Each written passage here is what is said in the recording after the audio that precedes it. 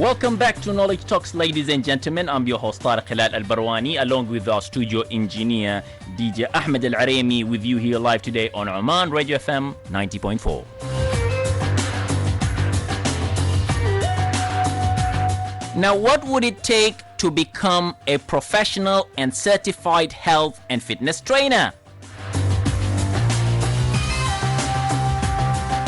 Well, my guest today, ladies and gentlemen, is not only certified but also passionate about all that it takes to be fit and indeed remain healthy.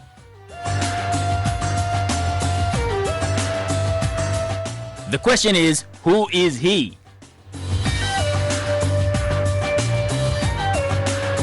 Mr. or shall I say Coach Saleh Al Mahthuri, a professional and indeed certified fitness and health trainer here in Oman. MashaAllah.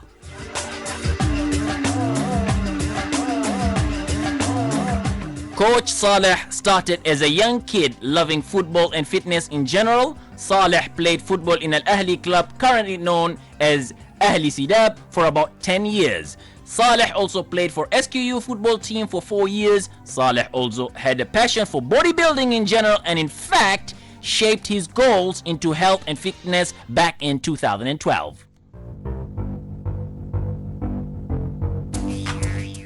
Saleh, as a consequence, started reading about health and mostly focused on the benefits of different types of exercises that keeps one fit and, ladies and gentlemen, healthy as well.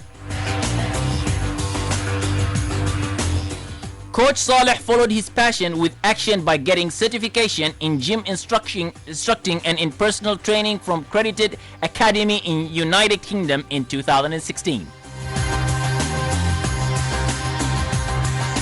The study included the anatomy and psychology of the human body, reaction of the different body system to the surroundings, and 2 different types of exercises. This without mentioning knowledge on how to deal with different kinds of population, children, disabled, general public, as well as professionals.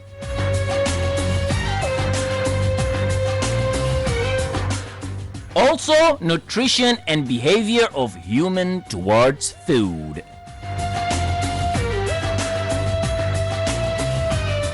Today's, ladies and gentlemen, Saleh is certified trainer and is with us here today on Knowledge Talks to talk about his successful journey and how can you change your lives and moods for an immeasurable investment for your happiness and health.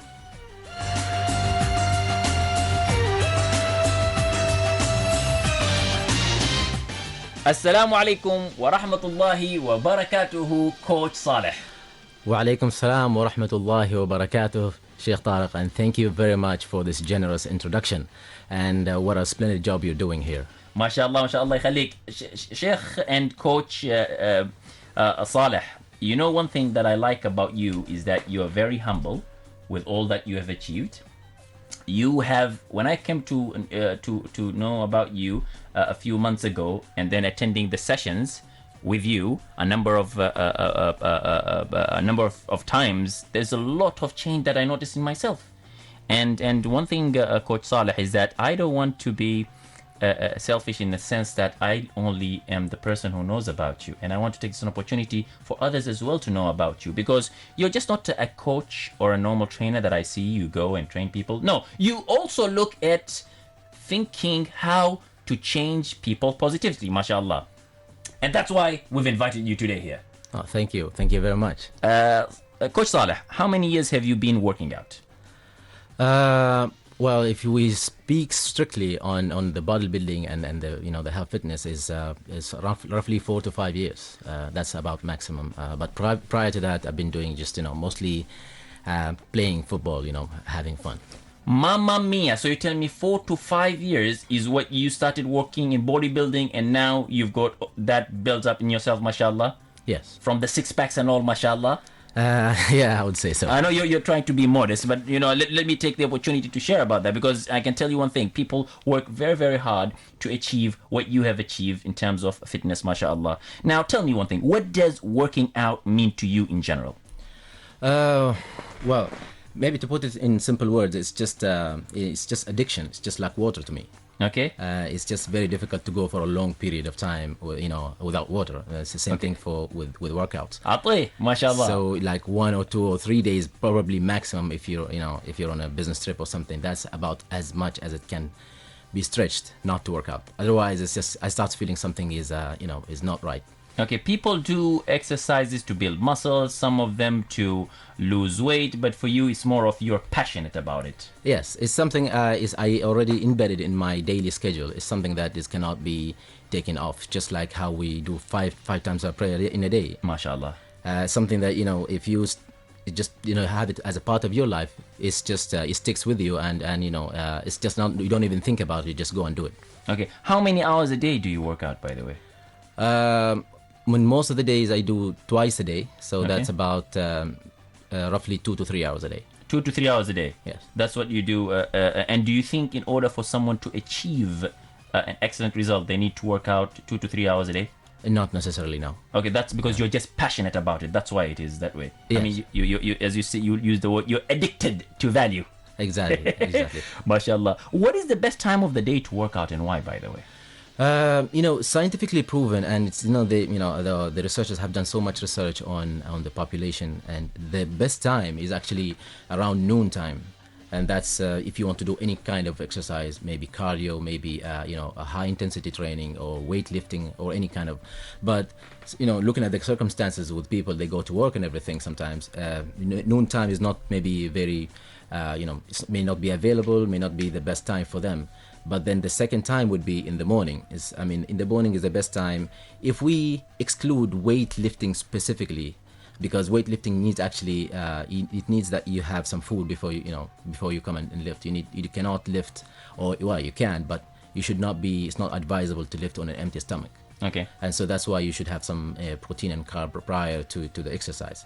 Okay. And that's why they say they advise to work out around noon time. Okay. But in general, I myself do it in the morning and then in the evening. So the best time actually is really in the morning. In the morning, yeah? Yes. Any specific time? Is it in the morning before going to work? Yes, that would be the case. So the thing is that, with the prayers and everything, but like if we speak specifically now, we have plenty of time. So say if you work out around 5 to 6, that's ideal for the day.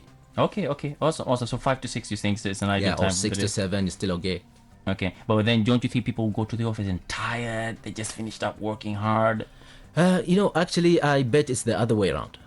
Because this is something that people maybe one of the misconceptions that they maybe hear or they get fed up is that they think if they work out in the morning, they go to the office tired. And I think it's exactly the other way around. It's just when someone works out, at the end of the workout, your body starts releasing some hormones. One of the hormones is called cortisol.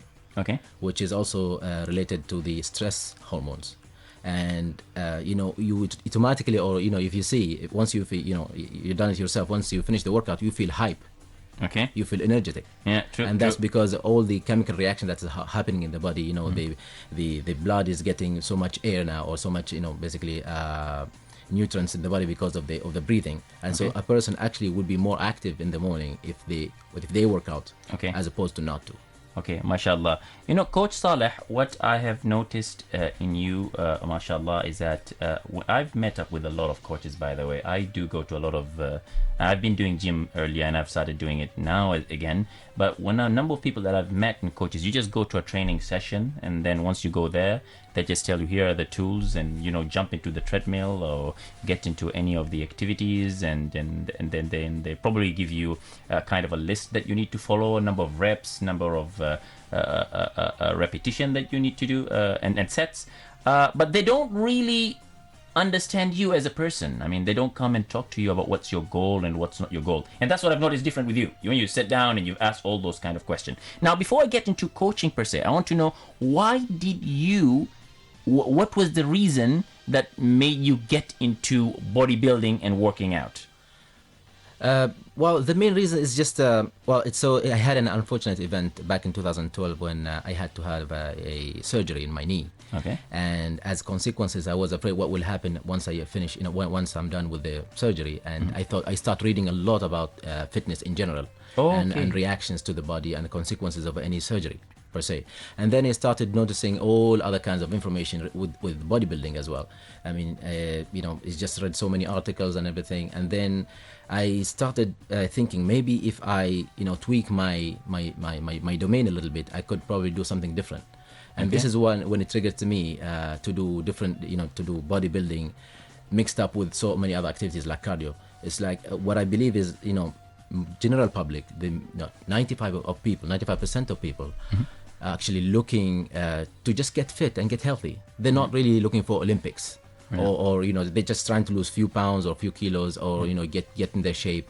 And so I said, what can I do in order to help people and help myself? MashaAllah. To get to understand how the body works, how what you're supposed to do, what time of workout, what time on the day you should work out.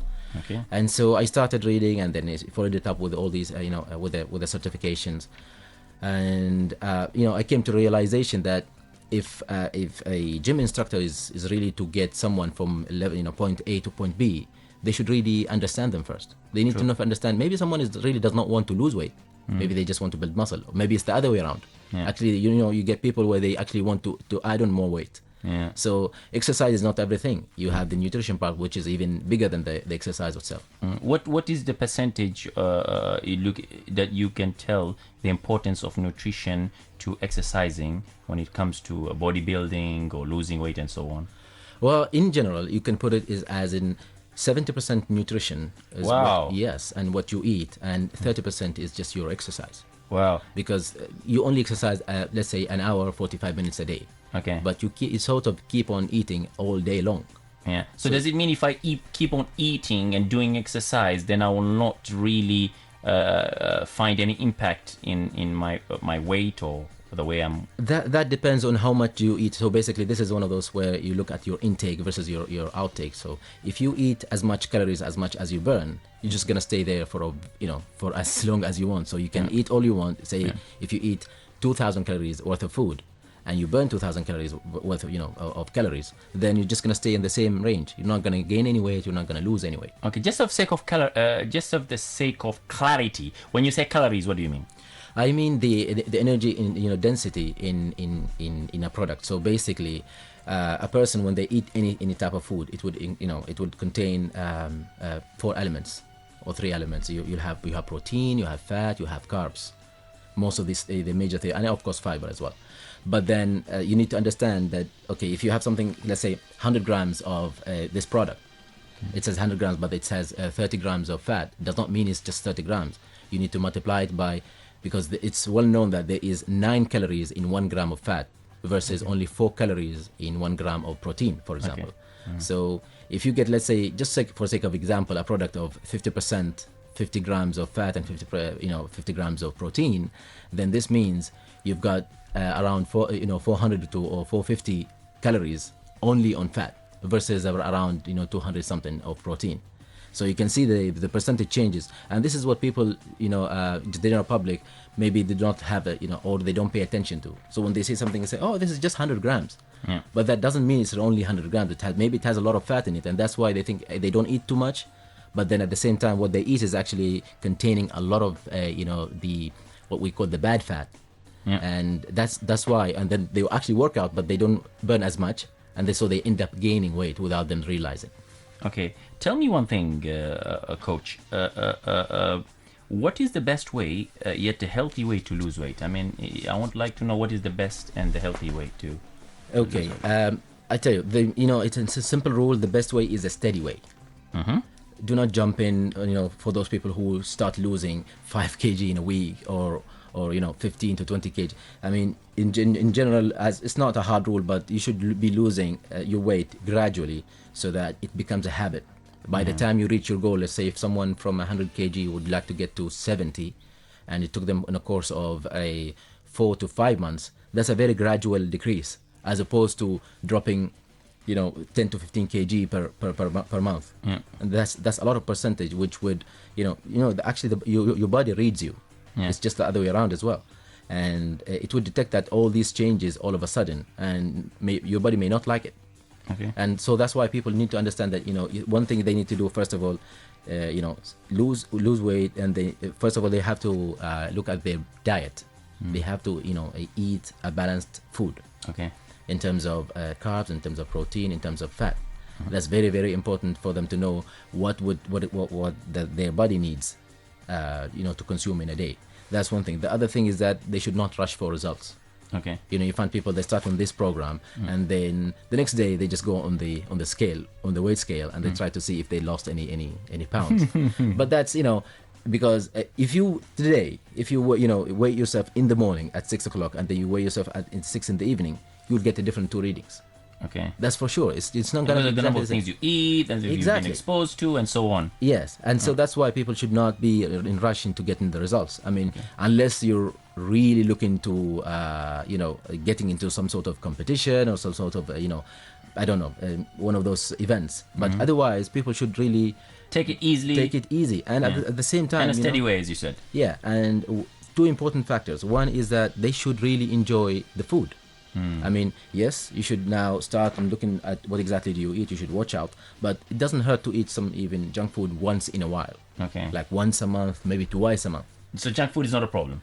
If you eat it at this frequency, no. Yeah. I mean, it's just because you burn everything that you eat. As long as you work out, you mean? Yes. Yeah. Okay. No, but you should not be having that on sort of a daily basis or 2-3 times a week. Yeah. And the very important part of all of this is actually the stress. People should not be stressing. I mean, if you're in a stress mode, your body automatically, releases, or rather, the adrenal, hormone releases the cortisol hormone in the body. The cortisol hormone is the one that causes the visceral fat around the visceral fat is actually the fat around the belly and the organs. Okay. Which is, the main, I guess, determinator for heart disease. Okay. Tell me one thing, Coach Saleh. You find people who are selling these magic pills. It's like, take this pill, and whatever weight you are, you just eat the pill, and boom, you become thin in a month or so. What can you say about them? They work, right?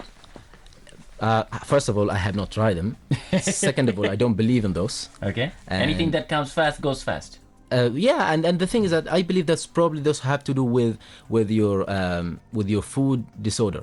So they would give you these pills, and it will mess up the system in such a way that you don't feel like eating. Okay. I mean, obviously, if you don't eat, you're gonna lose weight. Definitely. I mean, it's just like 1 + 1. Yeah. Because you're not, your intake is much less than your outtake, or your burning calories, and this is why you're gonna lose weight. I mean, you take an example. Sometimes in the month of Ramadan, if people actually, they end up fasting for 15-16 hours, if they really eat with a very limited amounts at night and controlling what type of food they eat, it's easily you can lose it to 4 to 5 to some people they go to 10 kg in a month. A month. Yes. So you expect in Ramadan, inshallah, this month many people are going to lose a lot of weight, inshallah, by listening to Coach Saleh's advice that eat moderately. What would you say? The Ramadan is coming. What is your advice for people who would like to lose weight? What I say is that once you break your fast, just don't jump on the food. First of all, watch what you eat. It's very important to eat in small portions.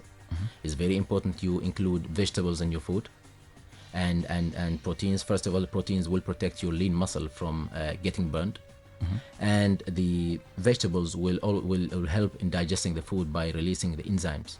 Okay. Along with the digesting system.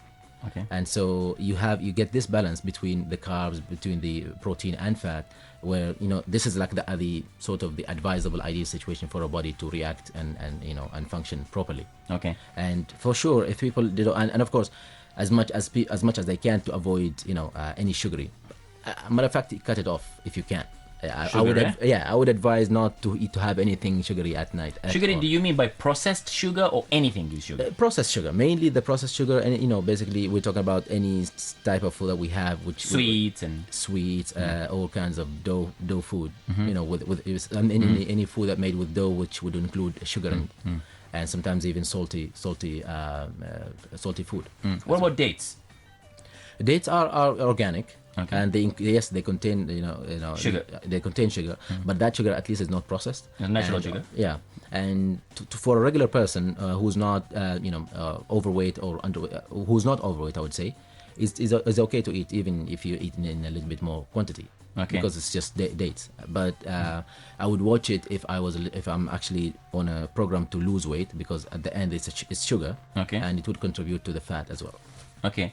Tell me one thing. Now, Now, proteins is an important element of building muscles when you're working out and so on.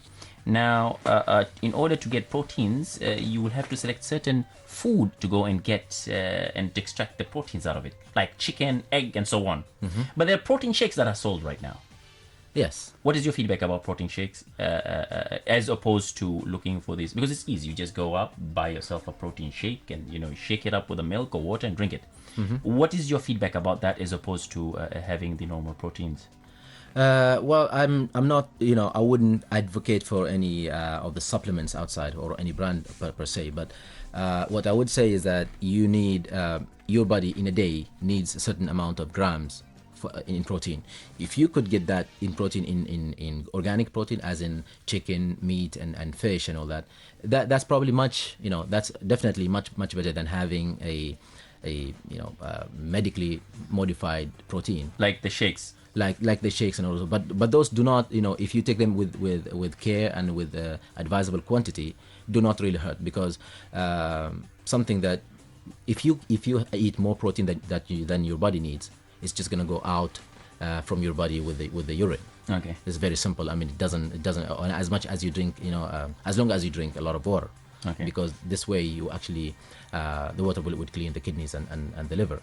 Okay. Or any plague that would be sitting on the liver or on the kidney. So there's no harm having those protein shakes? Yes. I mean, this is in general, where people have that once a day, or sometimes, at certain days you may have it twice a day. I would say is okay. I mean, it's not a big deal. Are there any side effects to it? I don't know if really there is anything of that. I haven't heard of anything, but because there are so vast there is just many types of them. Yeah. Advisable to go for a good brand.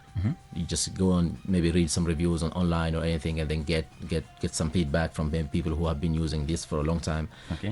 They can advise you one specific brand you can buy. Okay, awesome. That's very, very great advice is shared by you, Coach Saleh. We're gonna take a little break and revert back to our interesting discussion today with you on health and management.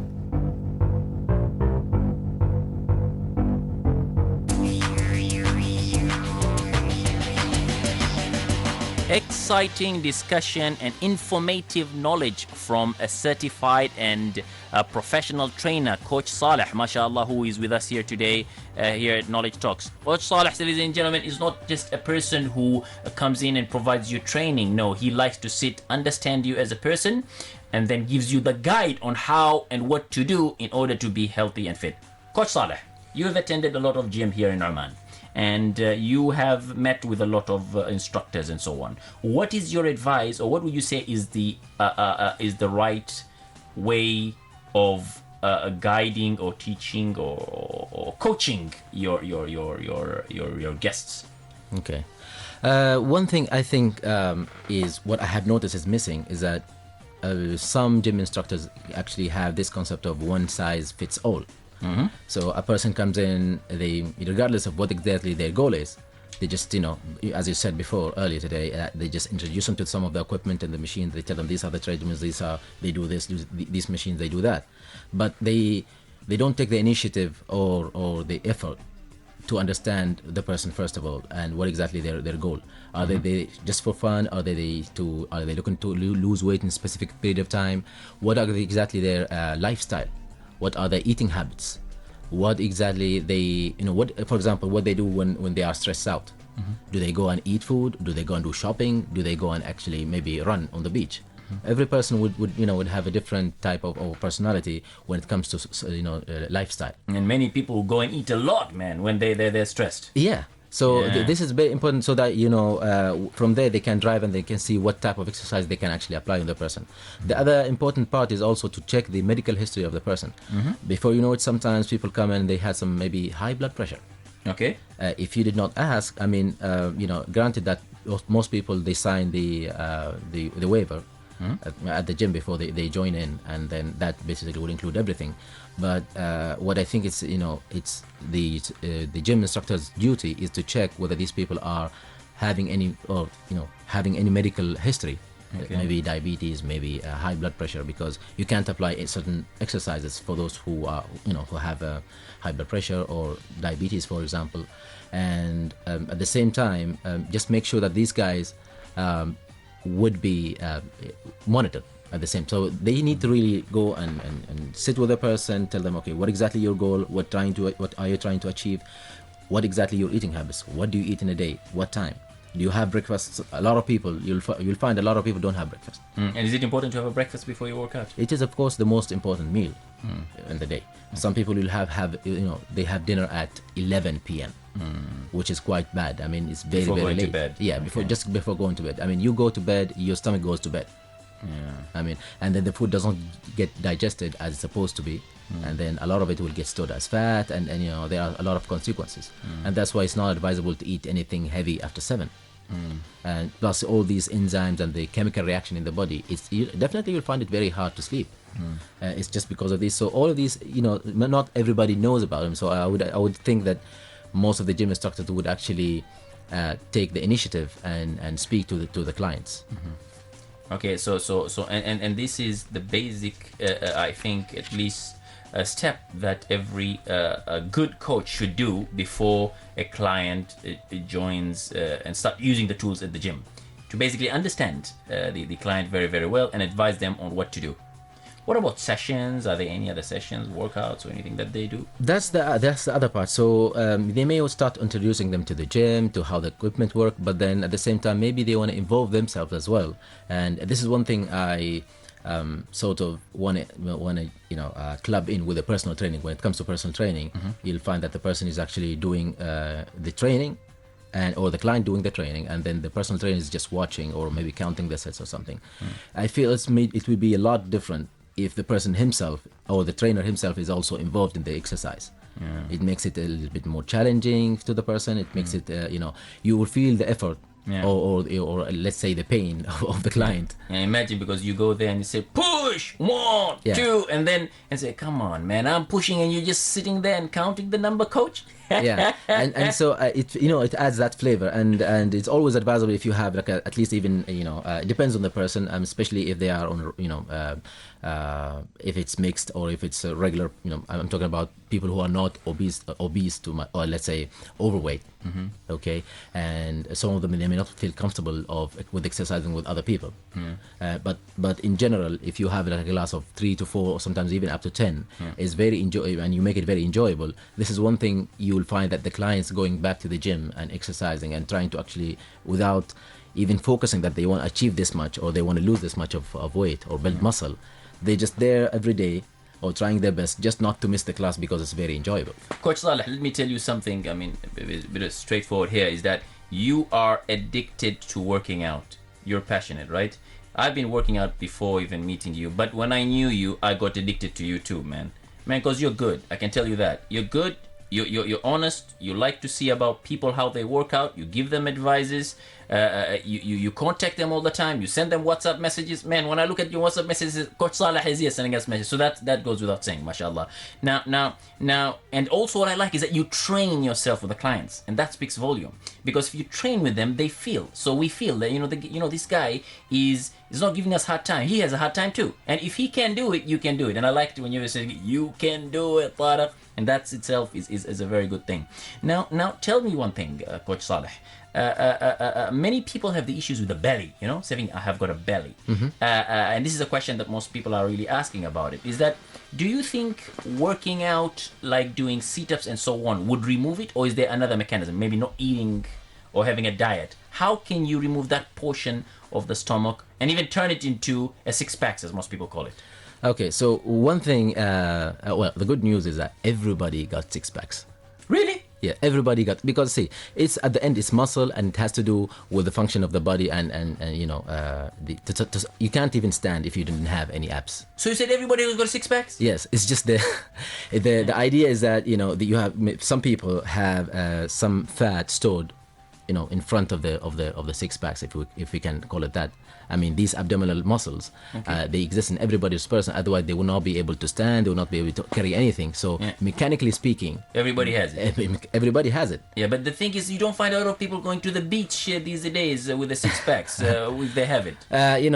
This goes back with. I mean, honestly, the eating habits, the nutrition part is plays a very, very big role in losing weight in general, and specifically even to the belly area. People need to understand that, and there are certain exercises that you can do in order to remove the belly, but because not I don't know, maybe the misconception in the public, sometimes they go, no, you have just to do 200 sit-ups in a day and then it will you remove it. Well, the thing is that this is just fat in front of the six packs. So you build the muscles inside, but it will not pop out and show unless you shed the fat out. Exactly. And you say that doing exercise only will not remove that unless you combine it with proper nutrition. Yes, proper nutrition is very important so that you can avoid as much as you can of any fat because see, at the end, when someone exercises, most of the fat actually everywhere else in the body goes away, with exception to the belly. The belly is the last. Okay. So if you start burning calories, all those calories, the contribution, the majority of it is coming from the fat or from the belly. Okay. Right? And if you keep continuing burning calories, you'll definitely shed them off. Okay. It's just it's math. It's nothing. There is nothing magical about it. But in the process, you're also doing some, let's say, sit-ups and some planks and some exercises for the six packs in order to show up after you shed the fat. Okay. Now tell me one thing. Now, if let's say I go and start running for a very long time in a day, so that means I will be burning a lot of calories. Yes. Will that mean that would result in me losing the belly? We'll take it mathematically. If you're running and you're burning in totality with your base metabolic rate, which is what the base metabolic rate is what you burn regardless of exercise. So your body needs certain amounts of calories in order to function in a day. That's normal, and that's without doing any type of exercise. Okay. That combined with whatever exercises you do, if the amount of calories is way more than what you eat, you're going to lose it. Now, the rate will differ. I mean, let's say if you burn 4,000 calories, for sake of example, and you eat only 1,000 calories in a day, you're going to lose it in, let's say, I don't know, it depends on the size of the person, but let's assume maybe a month, right? Versus if you just burn 3,000 calories and you eat 2,000 calories, because you have a difference or a variance of 1,000 calories. So that depends on the rate of the person, but you'll definitely do that. But, accompanying the cardio or let's say the machine, when you run on the treadmill, you could do different types of exercises on the treadmill, like high intensity. So you go up more than 80% of your maximum heart rate at a certain amount of time, maybe 15 seconds or 30 seconds, and then take it low to say 3% or 30% of your maximum heart rate. This way you actually burn more calories in the same time, let's say the same hour, than just running straight on let's say at a speed of, for example, 8. Tell me one thing. You noticed that you're saying that nutrition and the food is very important, and you said today 70% of your weight management and diet is with the nutrition, right? How do we balance between eating and exercising, Coach Saleh? Understanding what you eat is important. I mean, in general, especially here in Oman, the awareness is much less on the nutrition part. So we just eat, a lot of carbs. And that just goes without thinking. It's okay, we have eggs in the morning and you have a whole egg, and then you have rice in the afternoon along with chicken or meat or anything, and then you have something, maybe pasta at night. And this is like a lot of carbs for one person. And if you understand that you need, let's say, if I'm 70 kg and I need so I understand that I need this much of carbs and this much of protein and this much of fat, and I know that this food contains a lot of fat or contains a protein, it's easy for me to control. And let's say if I had more in the morning eggs, and I know it had the white egg, the white egg is protein and the yellow egg is fat, and it has a lot of fat than you can imagine. Ouch. Yeah. So is it a healthy fat or a bad fat? It's a bad fat. Ouch! It's the a lot yellow of, thing inside the back and inside the egg. you know, a lot of it. Well, because it's just so much. I mean, people take like 3 or 4 eggs in the morning, and then you follow it up with some rice and then maybe some bread. All of this is the flour, the sugar, and all of these you should actually avoid as much as you can. And so one of the things I personally include in my diet, which is what you eat in a day, not the diet what people think of, the misconception of diet, which is they think a diet when a person goes and eat in a specific way, trying to lose weight or something. Actually, diet means only what you eat, all you can eat in a day. Actually, that's the diet. That's the right definition. The right definition. And so I try to minimize or sometimes cut on the carbs, mainly the pasta, the bread, and the rice. This contributes a lot. I mean, along with the sugar. Okay, cutting on that, you think helps a lot in reducing? Yes, definitely. Reducing weight. Now, tell me one thing: how can one measure the number of calories going in, the number of calories going out? That's what I understand from you. You need to know that, right? So you've got working out, you've got also eating. Those all contribute to making and burning calories. Now, tell me, and the calories are numbers. Yes, it's energy. How can one calculate that? Okay. The burning calories is much easier. I mean, what you take in or what you eat is sometimes difficult to measure, because sometimes you eat something that was cooked at home, so you wouldn't exactly know the ingredients. So it's kind of very difficult. But in general, a person would eat around, depending on the size, but around, let's say, from 1,500 to 2,500 calories in a day.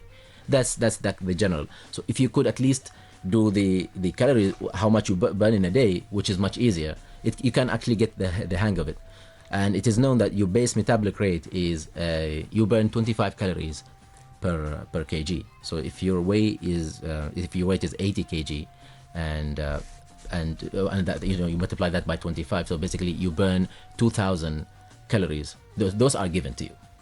It's just kind of a gift. I mean, you burn those without doing anything. And then normally, if you go on a treadmill or you go on an elliptical machine or a bicycle, they have the monitors where they can calculate to a certain degree of accuracy your burning calories. So you can add those. Let's say if you burn another 1,000, so that's 3,000.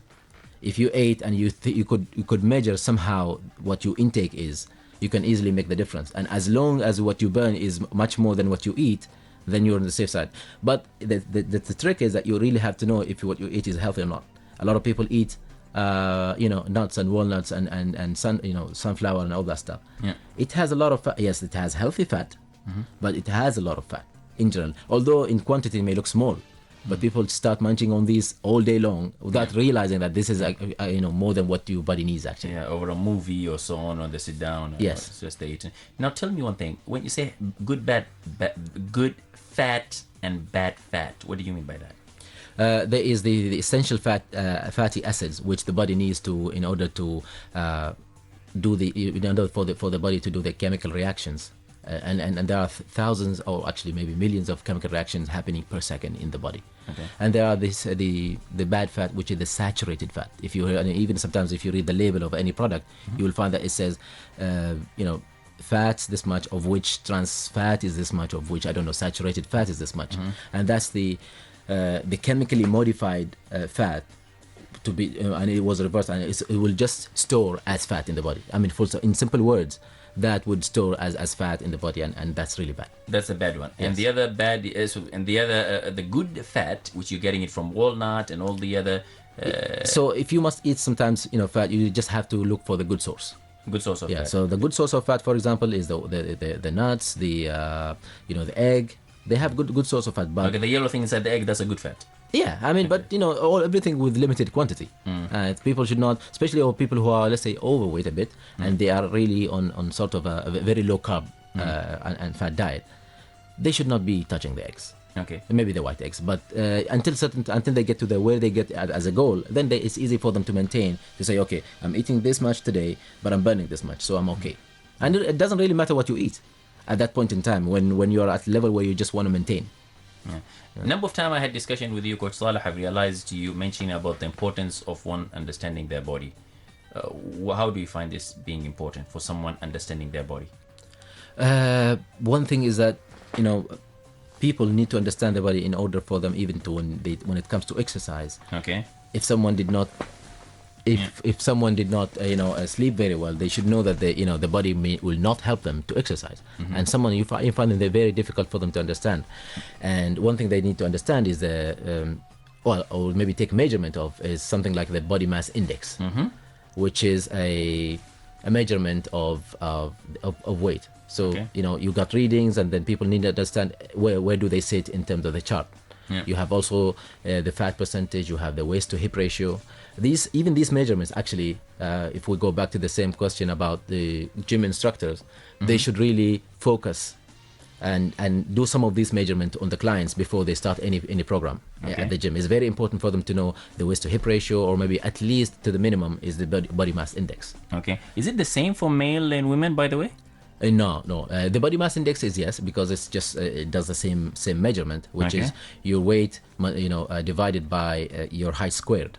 Okay. But it's not the same for, let's say, the fat percentage is not the same for male and female.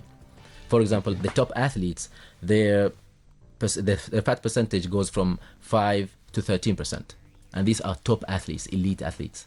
Okay. While women, the elite women athletes, goes from 14 to 20%. So this goes without saying, women will always have more fat than men, and that's just by the creation. It's not has nothing to do with women or men. But and that's why when they do these body mass and in body readings or anything, they should understand that they should not compare like, unless it's a woman to woman, but they should not compare the same men and women. Okay. Coach Saleh, we've just had a few minutes to go, and you have provided us very valuable information. In fact, this should not be the first visit that you visit us. We have you again, because there's a lot of things to talk about when it comes to health and fitness. But before I end up my program, I'd like to know, now you being a certified and a professional trainer and coach as well, mashallah, how do you train people? Do you have center? Do you have a session that you do? Apart from whoever actually accompanying me at the gym, we actually started partnering up with some of the local fitness clubs. Okay.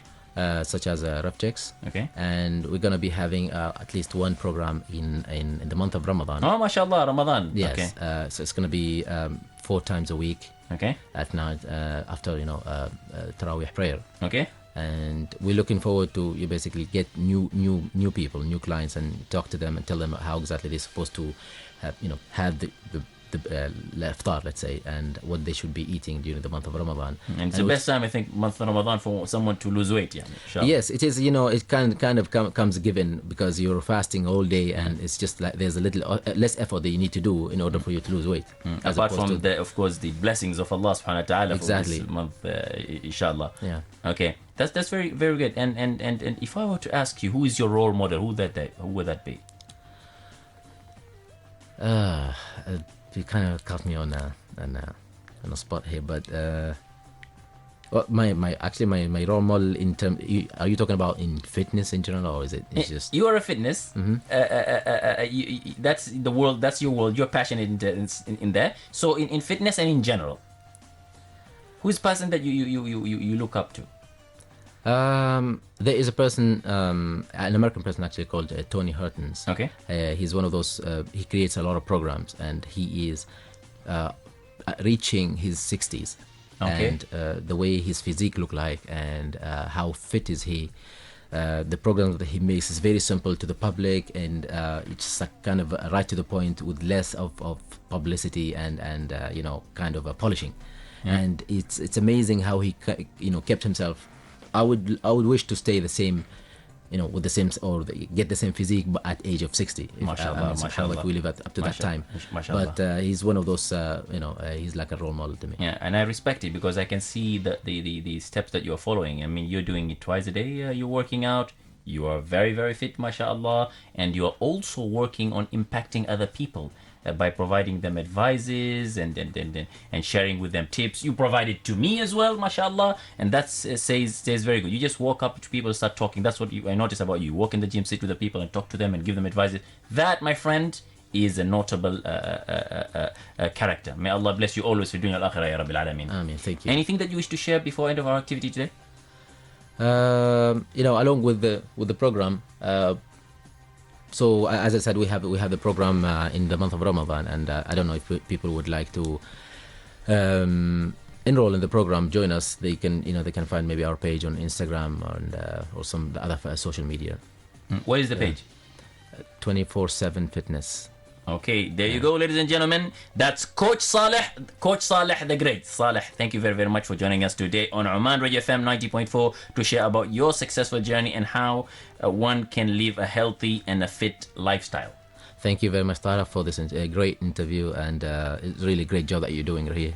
Thank you very much. I take this opportunity to wish you and your family the very best and success at all times, inshallah ta'ala. Ameen. Okay, ladies and gentlemen, we've come to the end of our program for this week. I hope you all had an intriguing time with us. Let us catch up again next week on Tuesday, same time from 5 p.m. for a knowledge session. I'm Tariq Hilal Al-Barawani along with our studio engineer Muhammad Al-Shabibi and Ahmed Al-Aremi, wishing you all a happy and a pleasant week. Ma'a salama.